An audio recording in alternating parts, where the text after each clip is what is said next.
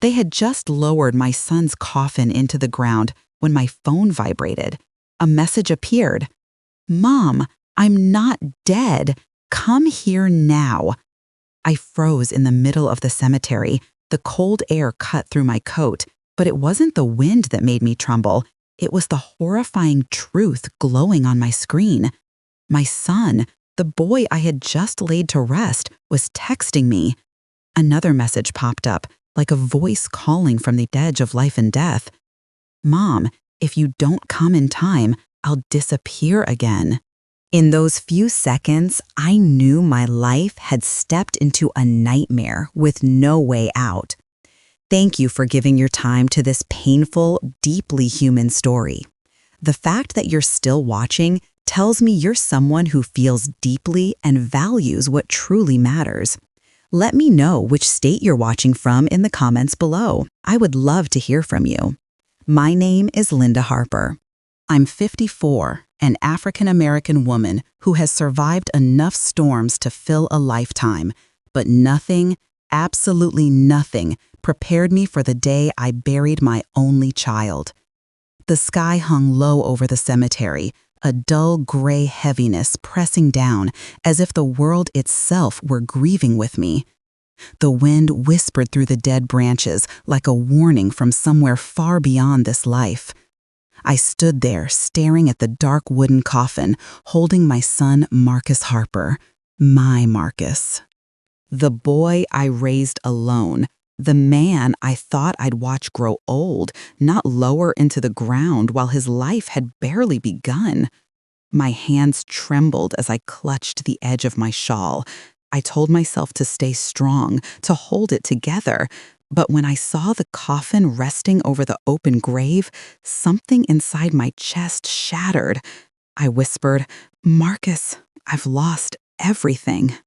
People murmured around me, exchanging sympathetic glances, but mixed in their pity was curiosity, an unspoken question that eventually slipped out. Someone behind me whispered, "Why isn't his wife here?" Ariana Brooks, my daughter-in-law of 8 years, had not shown up. Not a call, not a message, nothing. The humiliation burned, but I swallowed it. I forced myself to answer. She must have a reason, though even I didn't believe it. No reason in this world justified a wife abandoning her husband's funeral. Still, I clung desperately to hope. Maybe a delayed flight, maybe an emergency. Maybe, just maybe, she would appear last minute, running toward me, apologizing, shaking with grief. But the service ended without her. Not a single glimpse of Ariana. The wind grew colder, harsher. When the workers began lowering the coffin and the first clumps of dirt hit the lid, the sound might as well have been fists slamming into my chest. Thud, thud.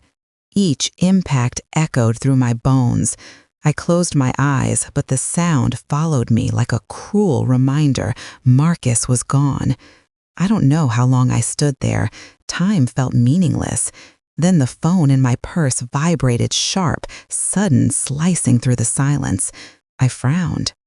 Who would call a grieving mother at a moment like this? It wasn't a call, it was a text. I pulled out the phone, expecting a condolence message or a wrong number, but the name on the screen made my knees nearly buckle. Marcus. I blinked hard, looked again. Marcus. I opened the message with shaking hands. "Mom, I'm not dead. Come here now." My heart stopped. My breath vanished. The ground tilted beneath me. I choked out, "No, no, this isn't real." But before I could react, another message arrived instantly. "If you're late, I'll disappear forever." The world around me went silent. The wind died. Even the mourners seemed to fade into the background. All I could hear was my own pulse pounding like thunder. My fingers trembled violently as I clutched the phone. No one could text from under the earth. No one could come back from the dead. Unless, my voice cracked in terror as the question escaped my lips. Then Who is in that coffin? A chill crawled down my spine. I spun around. Someone or something was watching me. But there was only the empty cemetery, the gray sky, and the grave of my supposedly dead son. And at that moment, I knew my life was about to be dragged into a darkness far deeper than grief, because something far more horrifying than death was waiting for me. I left the cemetery in a state where fear, disbelief, and grief tangled into one long, suffocating knot. Marcus's 2 texts were still glowing on my phone, burning themselves into my memory. "Mom, I'm not dead. Come here now.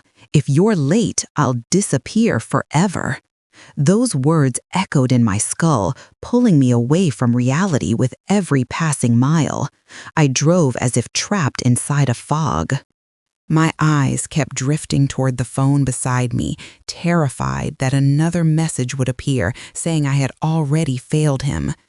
The road home felt endless, and darkness fell fast. Each streetlight passing the windshield like a cold, sharp interruption to a nightmare that had only begun. At a stoplight, something inside me pushed me to check Ariana's Instagram.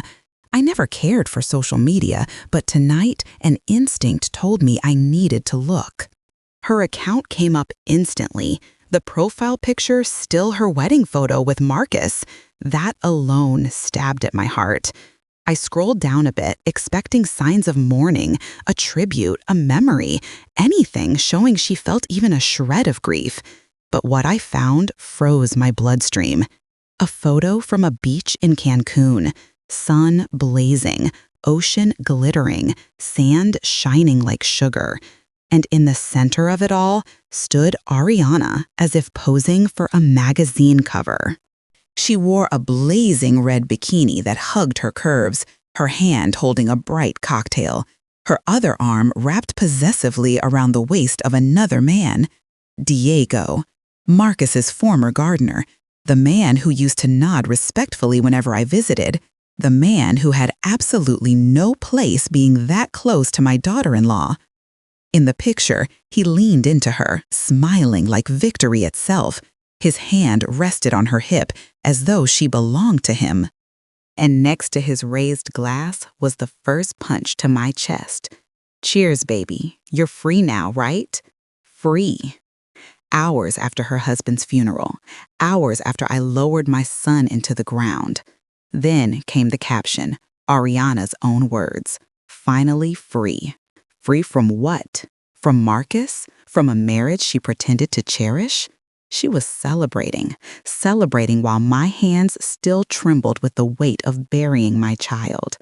I clicked the comments, praying they would make sense. Instead, each one struck me like a blade. "Girl, your husband died at the perfect time. You look happier than ever, sis. Diego suits you way more. Time to enjoy the payout." The phone slipped from my fingers, landing on the passenger seat as my breath hitched in my throat. Heat surged through me, followed by a wave of cold that made my fingers numb. My voice cracked under the weight of betrayal. "Free. Your husband was just buried." My palms slammed against the steering wheel, and tears blurred the windshield. The pain, the fury, the violation. I had never felt anything so sharp. The text messages had terrified me, but this photo made something ancient and fierce rise inside my chest. Ariana wasn't grieving. She wasn't lost. She wasn't broken. She was celebrating Marcus's death. I tightened my grip on the wheel until my knuckles turned white. I heard my heartbeat pounding in my ears, louder than the car engine, louder than the wind outside. Through clenched teeth, I whispered, "Marcus, stay alive. I'm coming." My foot hit the gas and the car lunged forward into the night. The houses blurred into streaks of light as fear drove me faster than reason ever could. If Marcus truly was alive, he needed me. If someone had him, every second counted. And Ariana was not only unbothered by his death, she was reveling in it. Flaunting it, toasting to it, with the man she had been sneaking around with the man she chose over my son, with the man she held while pretending to be a grieving widow. I reached their house, the place where Marcus once built his dreams, the place where Ariana played the role of a loving wife. Now it stood in the dark, cold, and silent like a grave, but the front door wasn't closed. It hung slightly open, a thin beam of yellow light spilling out from the living room. I stepped out of the car, heart pounding so violently I could feel it in my fingertips. Something was wrong, terribly wrong. Every instinct screamed at me, but I pushed the fear down and walked toward the door.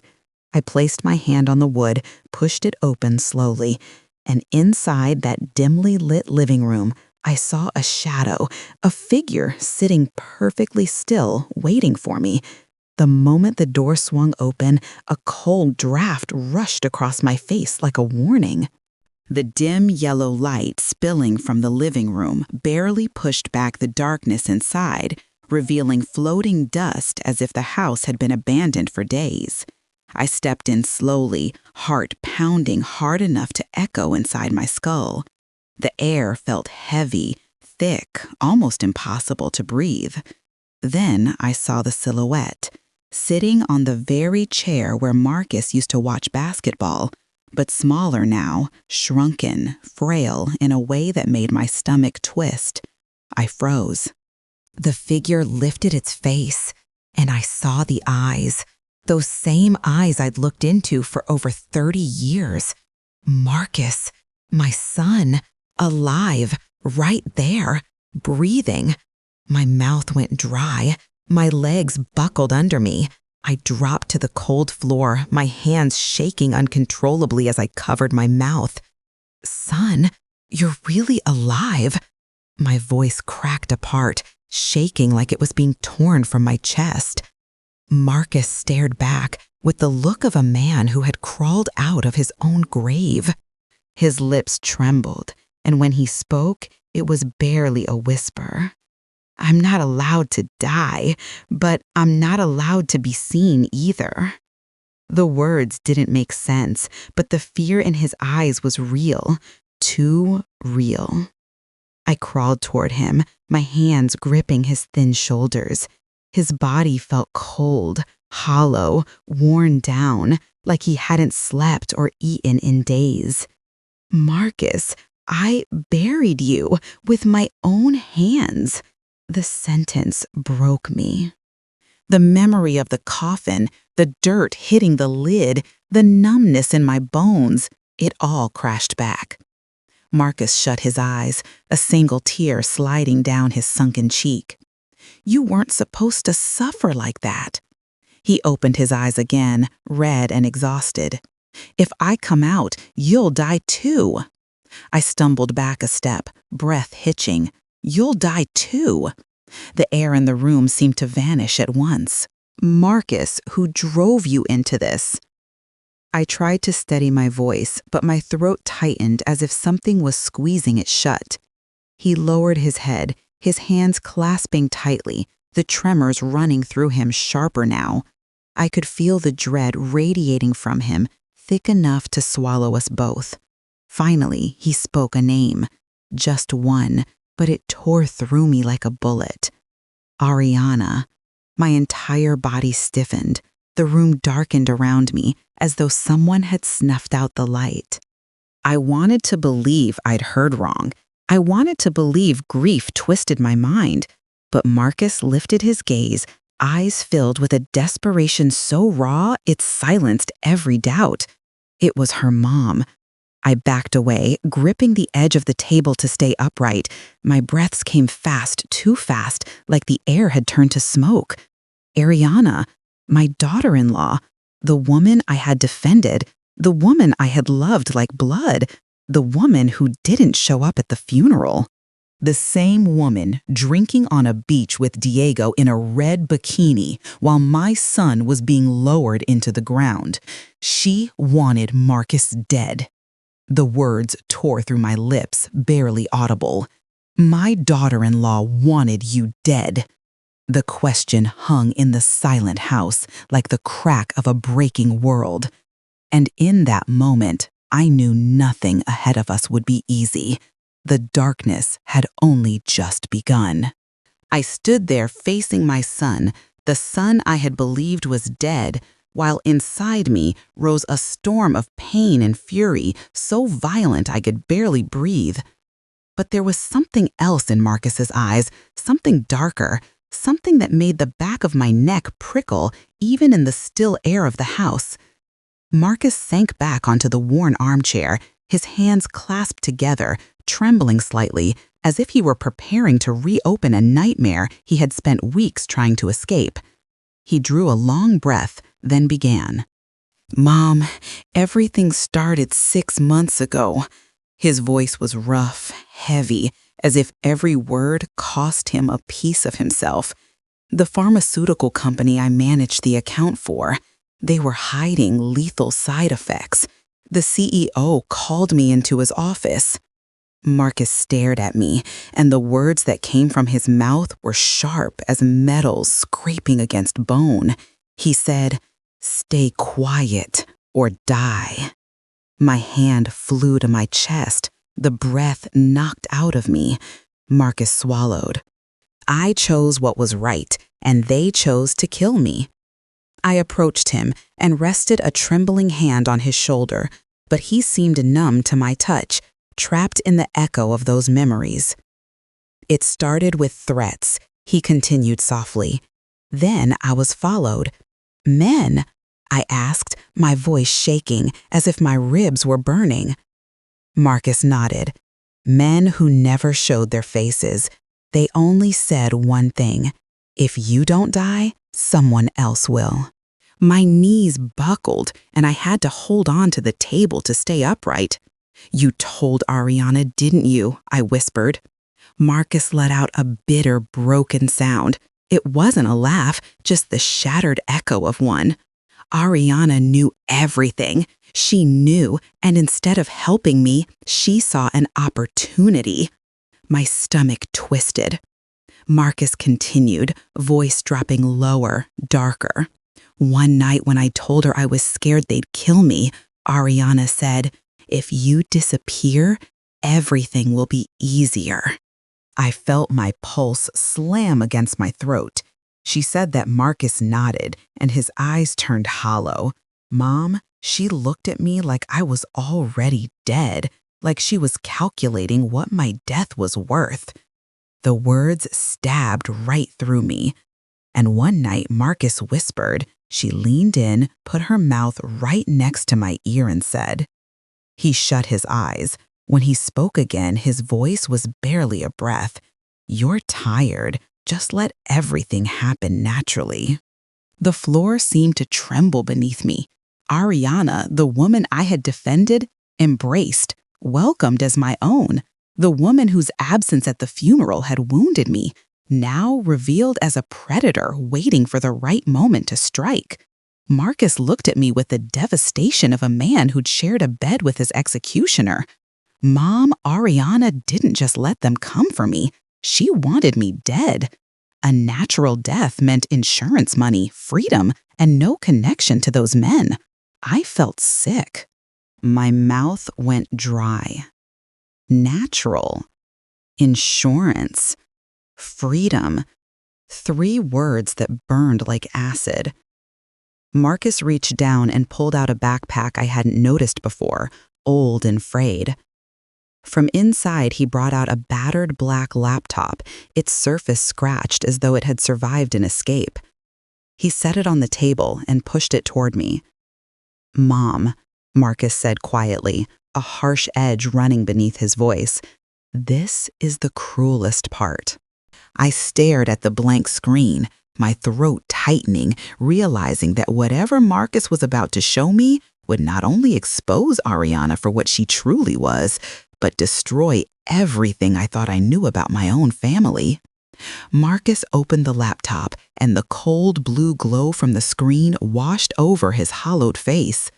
I knew in that instant that whatever he was about to show me would destroy something inside me forever. He clicked through dozens of folders, each label more unsettling than the last, until he opened the largest one, Ariana files. When the documents loaded, my breath caught in my throat. Bills, screenshots, emails, texts, browser history, insurance papers, camera footage. A mountain of evidence, proof that Marcus had been living with a predator, a woman who had planned his death with the precision of a surgeon.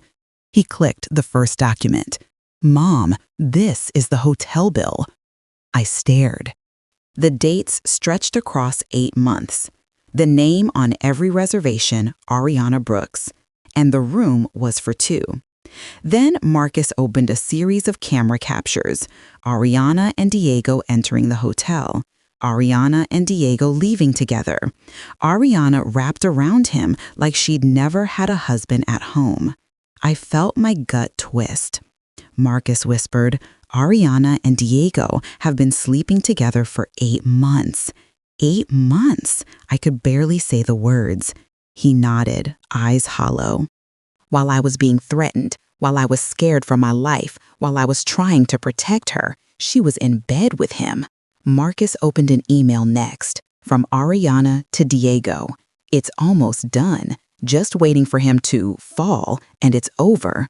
I covered my mouth. A scheduled death. Marcus spoke again, voice low and heavy.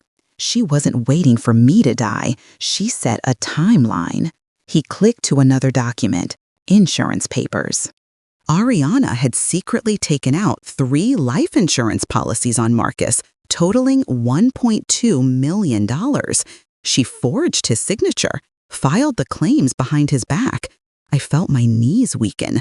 Marcus pointed to the screen. She told the companies I was depressed and unstable. All lies. Every single thing was fabricated. Then he opened a thread of messages between Ariana and Diego. Just need to give him a little push. I felt sick. That push could mean anything.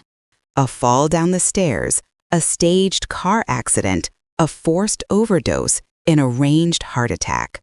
Marcus clicked again. Another file appeared. Ariana's Google search history. How to stage a clean suicide. Will stress-related death raise suspicion? How long before police close a suicide case? I pressed a hand to my chest as my heart pounded violently against my ribs. This wasn't a panicked woman. This wasn't a grieving wife. This wasn't even just a cheater. This was someone who studied how to kill her husband and walk away rich. Marcus's voice cracked as he whispered, "Mom, she wasn't waiting for me to die. She was making me die." Tears streamed down his face. He bent forward, shoulders shaking. I knelt beside him, wrapped my arms around him, feeling the bones under his skin. My son, my only child, had been sleeping next to a woman sharpening the knife. Before I could ask anything else, a sudden violent sound made both of us jump. Bam! A fist slammed against the front door. Then a voice, low and threatening, roared through the wood. "Open the door." Marcus went pale. My blood froze. Whoever Ariana had been working with, whoever she had alerted after Marcus died, whoever realized he wasn't actually dead, they had found us. The pounding on the door came again, harder this time, shaking the frame as if whoever stood outside was determined to break in. Marcus gripped my arm, his knuckles white, fear written across his face. I could almost hear his heartbeat thundering in his chest. He thought, what, tôi cũng nghĩ that the men from the pharmaceutical empire had found us and come to finish the death they failed to complete. The third knock crashed through the house, followed by a deep, commanding voice. "Open the door. I'm not here to hurt you." Marcus and I exchanged a look. He nodded once. My hands trembled so violently that the keys slipped from my fingers twice before I managed to turn the lock. When I finally opened the door, a gust of cold air swept in, followed by a man who seemed carved from steel. Tall, broad shoulders, skin a deep brown, eyes like sharpened metal. He lifted a badge. "I'm Elias Ward," he said, every syllable slow and unwavering. "And Marcus, I know you're not dead." For a moment, everything went silent. Marcus froze. I stepped forward, voice cracking. "Who are you? How do you know my son?" Ward stepped inside, closing the door behind him with a soft, heavy thud, a sound that felt like the world sealing shut. He scanned the room, making sure no one was hiding in the shadows, then looked straight at me. "Mrs. Harper," he said, "Ariana isn't just cheating trash. She hunts men for death benefits." My breath caught. Ward reached into his coat and set a black USB drive on the table.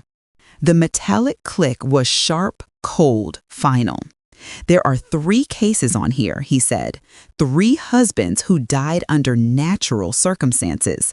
All were Ariana's boyfriends or husbands, before she became Ariana Brooks. I shook my head, stumbling back. No, you must be wrong." Ward didn't blink. "She's changed her name twice, moved across 3 states. Each time a man died, she vanished with a large payout." Marcus sank into a chair as if someone had pulled the ground out from under him. Ward continued, his voice now flat with certainty. Marcus was the next target. The weight of the words filled the room thick as smoke. My ears rang, my lungs tightened. I turned toward Marcus and laid my trembling hand on his shoulder. "My son, how many times did you have to die in the hands of someone who dared to call herself your wife?" For a moment, Ward's hard stare softened just barely, as if he had seen too many families torn apart in the same merciless way.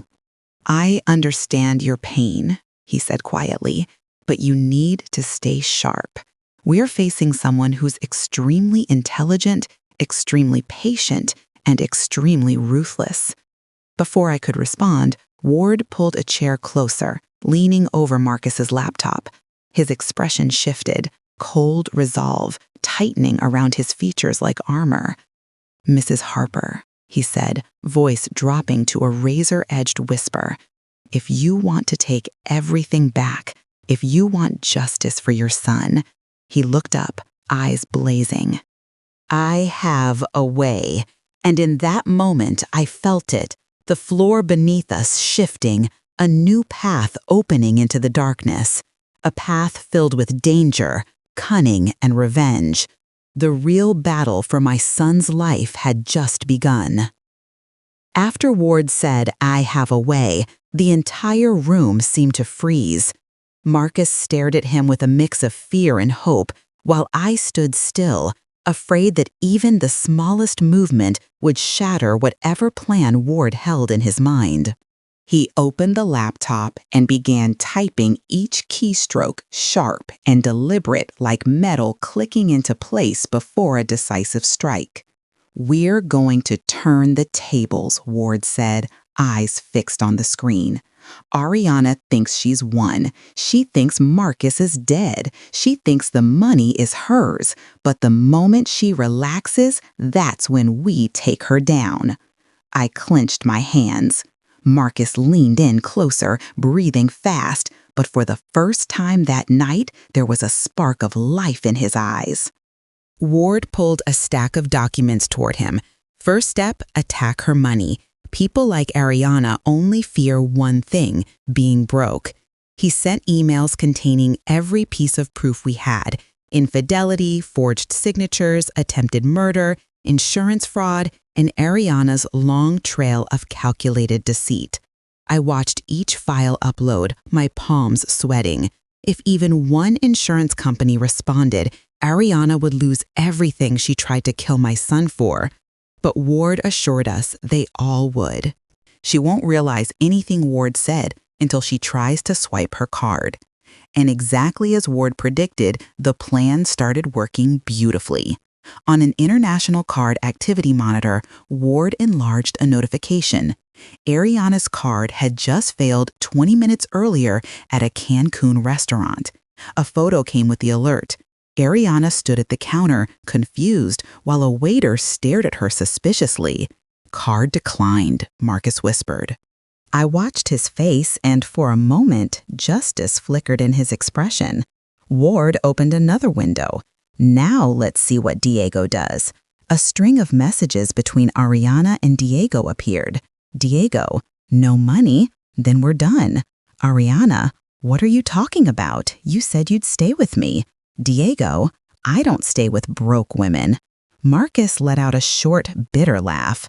It wasn't humor, but pain sharpened into something cold. Ward murmured, "Relationships built on money die with money." Then my phone rang. Ariana's name flashed on the screen. I'd put the call on speaker.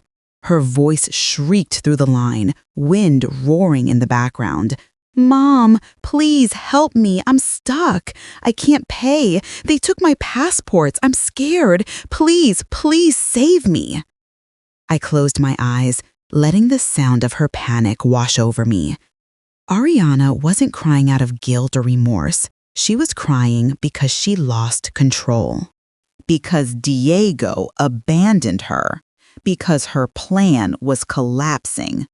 I spoke clearly, slow enough that each word would pierce her the way she pierced my son. "You should have cried for Marcus first." Silence, then desperate breathing. "You can't leave me," she screamed. "I'll die here." I hung up, without hesitation. Ward nodded approvingly. "You're stronger than you think, Mrs. Harper." "No," I said. "A mother protecting her child isn't strong, it's natural." Either way, Ward said she'll panic. She'll buy a ticket home immediately. And that's exactly what we need. 30 minutes later, the flight tracker showed Ariana had purchased a last-minute ticket back to the U.S. with whatever cash she had left. She fled Cancun in a state I could only imagine, broken, terrified, and cornered. Desperation makes people sloppy, Ward said, and sloppiness opens the door to justice. Marcus clenched his jaw. "She still hasn't paid enough." Ward placed a steady hand on his shoulder. "Don't worry, the real show begins when she gets home." And sure enough, when Ariana finally returned, hair tangled, eyes sunken, clothes wrinkled, dragging a suitcase with frayed wheels, she stepped onto the front porch with trembling legs. But before she could even reach the doorknob, red and blue lights washed over her face. 2 FBI agents stood waiting, hands resting near their belts. Ariana froze, her face draining of all color. Her nightmare had just begun. The morning Ariana returned, the Chicago sky hung low and gray, as if someone had pulled a curtain of ash over the entire city. I stood in front of Marcus's house, my hands clasped so tightly my nails dug into my skin. 2 FBI agents stood beside me, while Ward stepped back slightly, watching every angle. No one spoke. A taxi pulled up at the gate. The door opened. A suitcase scraped across the concrete. Then Ariana appeared. Her hair was a tangled mess, eyes sunken, clothes wrinkled, looking like she had crawled out of the bottom of a filthy well. But the moment she saw the locked door and the people waiting, her voice immediately snapped back into its old entitled sharpness. "Why is the door locked?" she yelled. "I'm Marcus's wife." I stepped forward, blocking her path. "You were never my family." Ariana's eyes widened, her lip trembling. She tried to force a smile, hoping it would somehow erase the truth. "Linda, I made a mistake. I didn't know things would go this far. I was influenced. I just wanted the best." I stared at her face, the face I trusted for 8 years, the face I defended, the face I believed belonged to someone worthy of my son. Then I took out my phone and opened the picture Ward had shown us. The Cancun beach, the red bikini, Diego beside her. The cocktail held high, the smile bright, carefree, triumphant. I held the screen up to her face. This is Cancun. Ariana stumbled back half a step. I switched to the next picture, the smirk, the sun on her skin, a celebration. And this is your smile? I met her eyes, my voice cracking, but harder than steel, while I was burying my son. Ariana burst into tears, hands covering her face.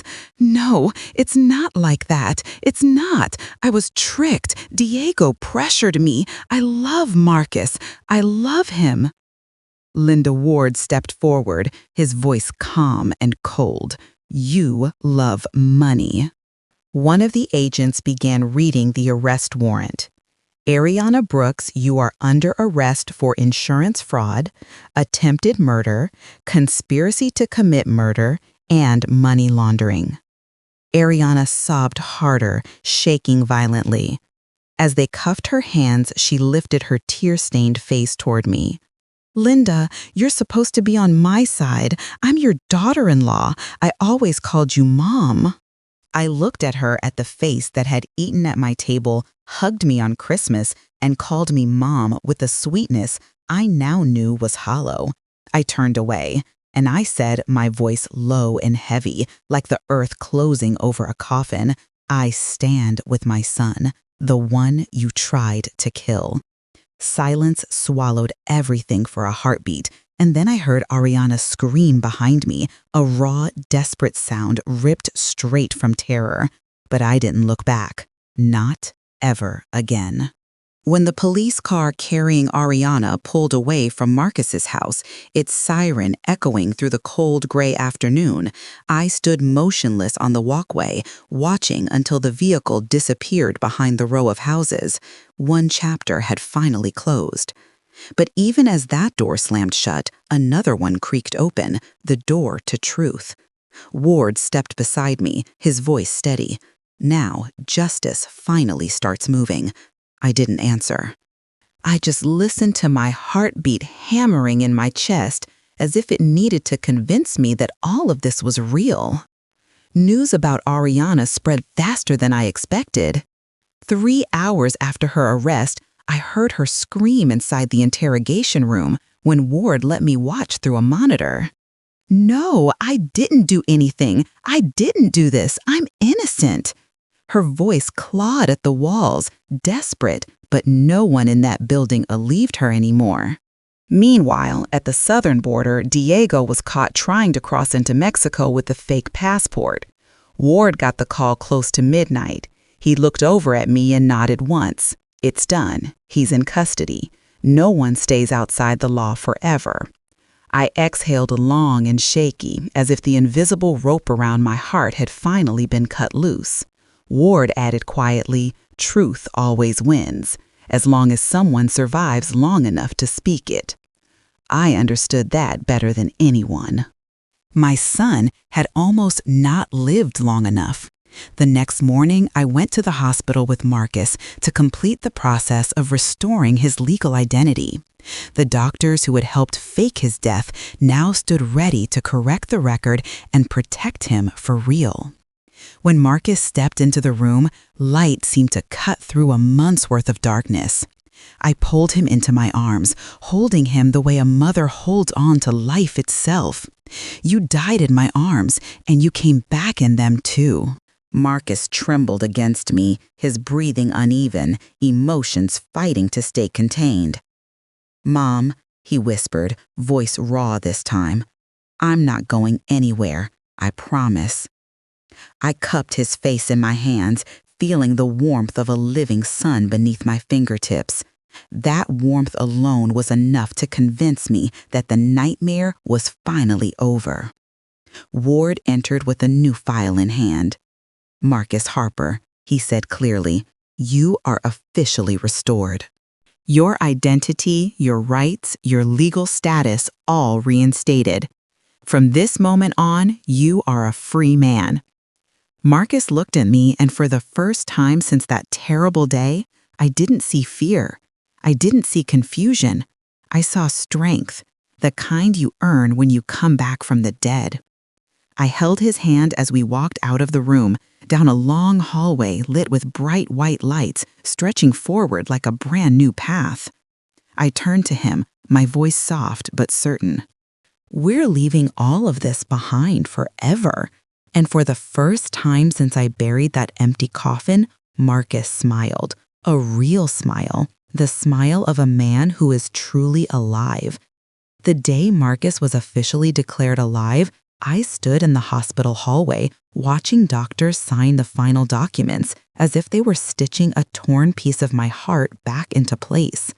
A staff member approached, bowing slightly as she handed over the corrected record. Her voice was soft but unwavering. This was a death recording error. We extend our deepest apologies. I nodded because no apology could ever cover everything I had survived. But today wasn't about sorrow. Today was about resurrection. Marcus walked toward me, placing his warm hand over mine. His face still carried the shadows of sleepless weeks, but his eyes, they no longer held fear. They held life. Mom, I'm alive, really alive. I pulled him into my arms. His body was thin, still fragile, but he was here. A living, breathing miracle. My son had come back to me, not as a ghost, but as a man rebuilt from the edge of death. Weeks later, we packed our things and left Chicago behind. That city held too many ghosts, too many memories, soaked in betrayal and fear. We chose a new state, a brighter place, a place where sunlight didn't hide secrets, a place to begin again. In our new office space, as the afternoon sun streamed through wide windows, Marcus stood in the center of the empty room, staring at a future he once thought he'd never see. Mom, he said with a steady voice, from now on, I'm going to protect the people who were tricked like I was. People pushed toward death because of someone else's greed. I looked at him, at the son who had faced death, been betrayed by the woman he loved, hunted by men with power and money, yet still chose to stand for others. You're right, I whispered, placing a hand on his shoulder. Ariana didn't just want you dead, she wanted to kill your spirit. But she failed, and in that moment, I knew Marcus was truly free.